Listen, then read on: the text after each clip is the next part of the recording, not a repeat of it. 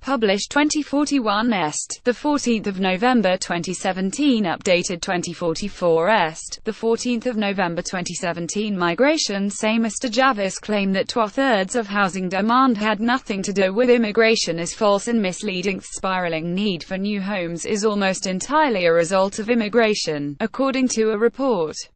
It says 8 out of 10 of all new households over the past 15 years were made up of migrant families, which is the overwhelming reason for the pressure to build millions of new homes.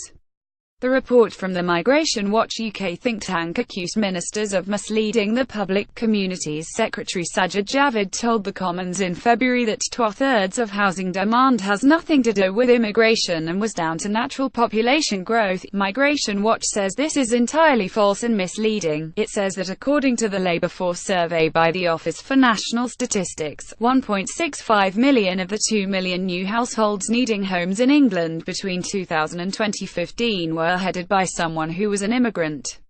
And between 2010 and 2015, the number of households headed by someone born in Britain actually fell. It dropped by 117,335 to 18,751,065, while the number of new households where the head was an immigrant went up by nearly 500,000 to 3,493,207. Mr Javid's Department for Communities and Local Government says that in the 25 years between 2014 and 2039 there will need to be homes for 210,000 new households a year.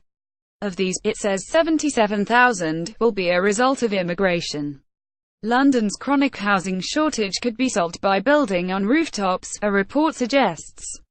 It says 23,000 blocks could be extended upward without altering views of the capital's historic skyline. Knight Frank used mapping software called Skyward to reveal where extra floors could go up in the center of the city. The estate agency claims 41,000 homes could be created, the equivalent of more than 437 football pitches together, covering 28 million square feet. If developed, the space would be worth as much as £51 billion. Charles Dugdale of Knight Frank said Skyward is a fantastically powerful tool for identifying development opportunities to unlock thousands of new homes in London and ease housing supply pressures, particularly in those areas where availability of land is becoming increasingly rare. But Migration Watch disputes these numbers. It says officials are using immigration figures that are far below the real levels and ignoring the effect of new families formed by young immigrants already in the UK. Consider 8 Polish men in their 20s who arrived in England in 2012 and lived together in a shared house. The report said, between 2010 and 2015, the number of households headed by someone born in Britain dropped by 117,335 to 18,751,065, while the number of new households where the head was an immigrant went up by nearly 500,000 to 3,493,207. Together they currently form one household.